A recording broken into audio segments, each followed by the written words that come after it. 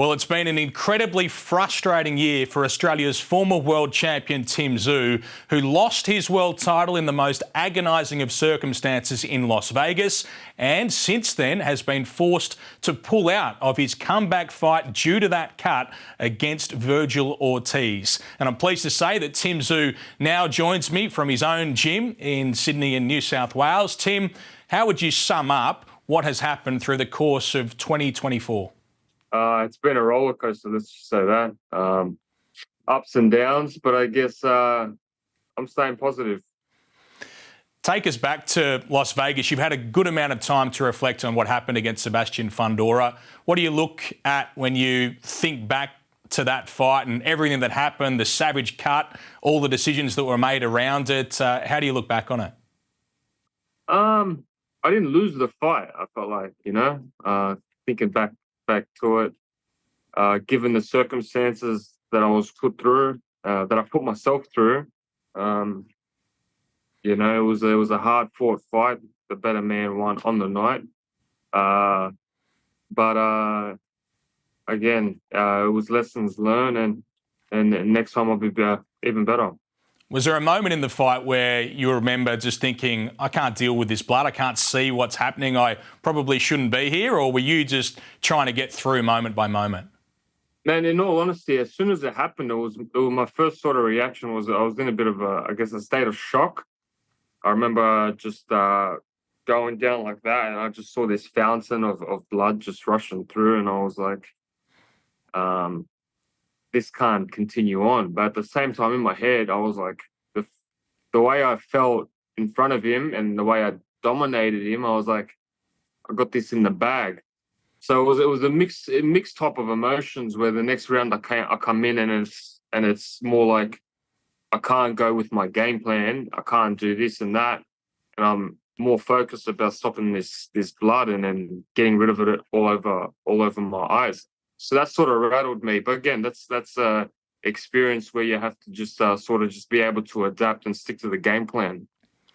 In hindsight, we understand why you had that chance in round 3 to go and take him out, because you looked so good in the first 2 rounds. But looking back to you go, oh, gee, maybe they should have pulled me out after round 3. Maybe we should have just gone home with the belt and that would have been the night. Obviously, you would have kept going. You were a warrior. But do you think you should have been pulled out? Nah. Look, if my coach pulled me out, I would have had the shits. Let's just say that, due to the fact that I knew what I could have done, and I still believe it was my mistake. I still believe that if I just eliminated that distraction, I could have got him out. Gee, it's a serious wound, still, the scar you've got on top of your head. How's it feeling and how's it travelling at the moment? Because I think you've still got to get clearance, don't you, to start sparring again? Yeah, it's just still a bit raw, in all honesty. I don't think the skin has completely come closed like that together yet. As soon as I came back from Thailand, I was pumped, man. I went and did a little bit of a training camp in Thailand, and I was just super psyched. And then seeing the doctor and saying that I can't spar yet sort of gave me the shits. Did you know that was on the cards? Was it seeping, or was it just not looking right, the cut?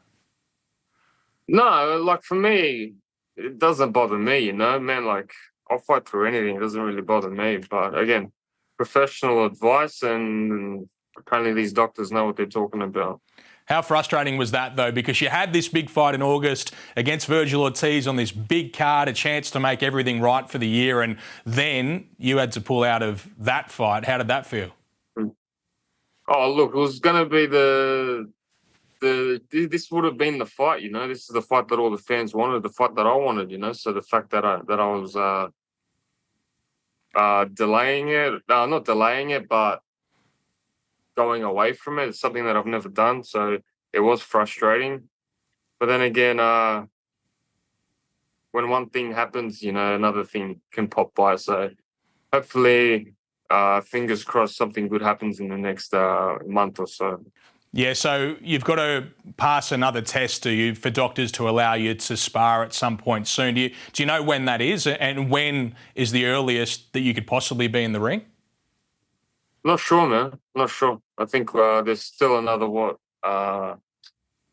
3 weeks of no head contact at all. So maybe even I think it was, I forgot the date exactly when they were telling me that I can start sparring, but yeah, again, nothing's on the date. I've got no date. It's a weird feeling to be in this position because I'm always active. I'm always looking for fights. I always got that next project, that next task, that next victim. And unfortunately, right now, I don't have anything.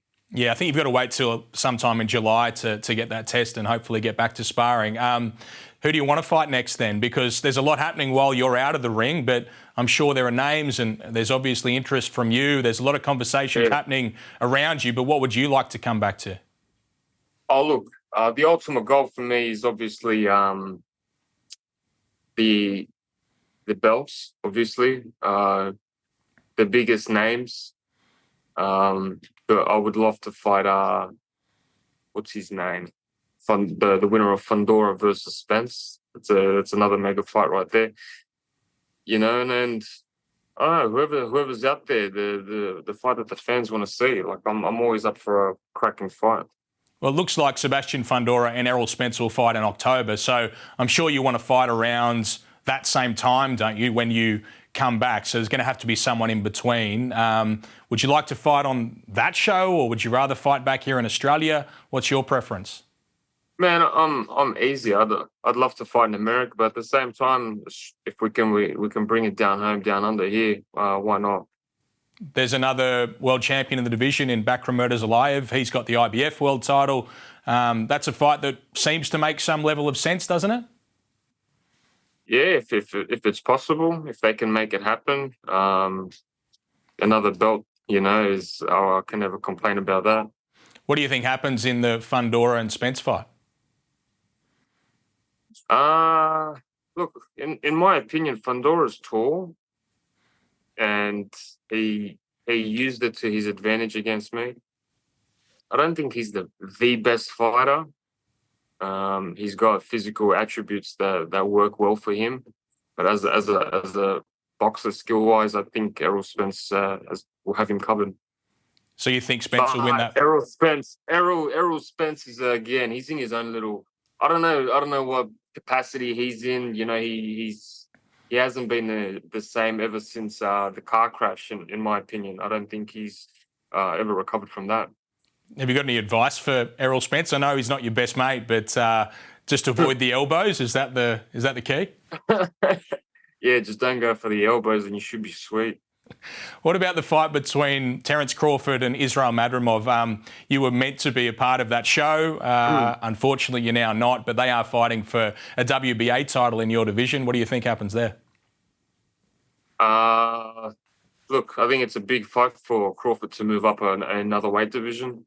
But Madrimov is no joke. He's awkward. He's got a big amateur pedigree. So, he's going to bring something that I think Crawford hasn't seen maybe before. We'll see. It's an interesting fight as well. So you've been asked for 2 tips and you've given us nothing between Fundora and Spence and Crawford and Madrimov. You don't know who's going to win either fight. Oh, if I'm picking Spence and I'm picking Crawford.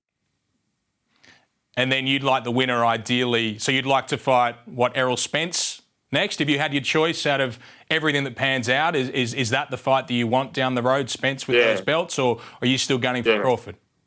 Yeah, I'd love to fight Spence first. Because of the bad blood that's sort of existed between the pair? No, I think that there's stylistically, I think it's a great matchup. How was it training with your father and being reunited with your father in Thailand for that camp before you knew that your fight was off? It was good. It was a good time spent. He definitely tried to push me overboard. A couple of times I was coming back home from training and head spinning, and I'm like, all right, whatever. I'm gonna push through. I'm gonna push it. See how far I can get. But it was good fun, and it was good to see Dad. Did you have to try and show no weakness? Was that the key in training with him? Were you trying to prove to him that you're a man now? No proving. He just used to say, "Oh, I could do this for an hour. Oh, I could do this." So I was like, "All right, no worries. Let me prove you that I can do it as well." So everything that he said that he used to be able to do, I had to do it as well. I don't know if he was talking shit or not, but Who knows? He didn't have you standing on your head for particularly long periods of time and damaging that cut any further, did he? And I know that was Nah. a key back in the day. Actually, I did that once. I'm not sure if I was supposed to.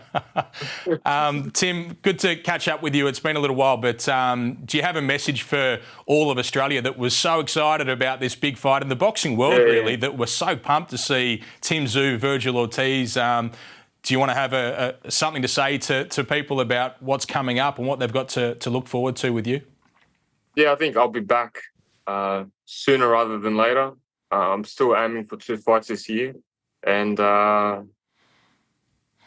when you take 2 steps back, you're going to take another 10 steps forward. So expect a big end of year for me. And do you think you've grown as a person or as a fighter out of all this experience, out of all this disappointment and frustration? Because I know your father in particular, he looks at his losses and what they gave him. It's not really a loss in a way what you had against Fundora, but do you think it may help in the long run? To a certain extent, like I didn't come out as a loser. That's what I felt, like I felt like I was the better man, but I wasn't able to, I guess, prove it to the exact point. So I'm not a loser. I'm still a winner, and I will get my throne back once and for all again. All right, Tim, we look forward to seeing you back in the ring, mate, and heal up, and we'll see you soon. Thank you. Well, that is Australia's former world champion, Tszyu. We wait to see him back in the ring as soon as possible. I'm Ben Damon. I'll see you at the fights.